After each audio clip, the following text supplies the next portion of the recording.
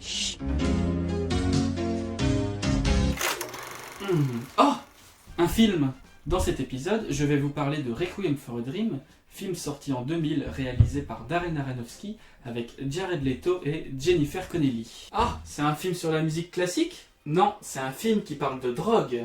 Ah bon bah je retourne manger des cure-dents. Dans celui-ci, nous allons suivre l'histoire de 4 personnages, Harry, Tyrone, son meilleur ami, et Marianne, sa petite amie, qui sont tous trois de très grands consommateurs d'héroïne, et Sarah, la mère d'Harry. Harry, j'ai quelque chose à te dire, Harry.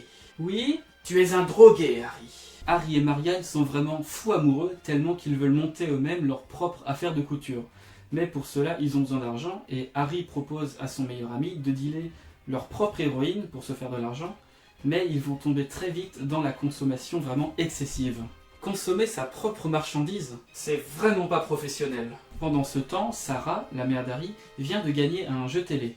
Donc en attendant d'être appelée pour y participer, elle décide de faire un régime afin qu'elle puisse rentrer à l'intérieur de sa robe préférée qu'elle n'a pas mis depuis des dizaines d'années. Pour cela, vu qu'elle vit super mal son régime, elle va aller voir un médecin un peu spécial qui va lui prescrire des amphétamines. Elles sont vraiment bizarres les petites gélules que m'a prescrit le médecin. Tais-toi et prends tes médicaments. Nous allons donc suivre le périple de Harry qui continuera de se piquer jusqu'à vraiment faire pourrir son bras. Marianne qui elle sera tellement addicte à l'héroïne qu'elle finira par se prostituer afin d'en avoir. Et Sarah qui continuera de prendre des amphétamines jusqu'à se rendre complètement cinglée. Et Tyrone, lui, il finit bien? Ah non, il va suivre son copain Harry. Ce film est vraiment horrible, mais il est incroyable. La musique est tellement incroyable qu'elle en est même devenue iconique, tellement que vous saurez la reconnaître entre mille si vous l'entendez, ça j'en suis sûr.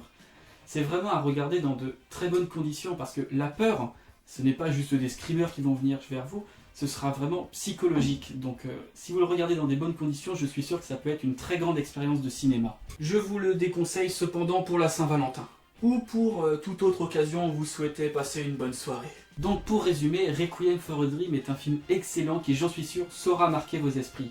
Ce n'est vraiment pas de l'horreur conventionnelle comme on pourrait se l'imaginer, mais c'est vraiment une expérience de cinéma.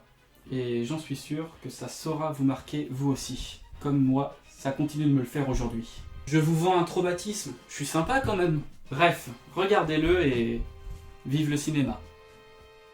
J'espère que cet épisode vous aura plu. Il y en a d'autres qui s'affichent grâce à des petites vignettes que je vais mettre là. Et le plus important, partagez cette vidéo si vous l'avez appréciée et je vous dis à bientôt.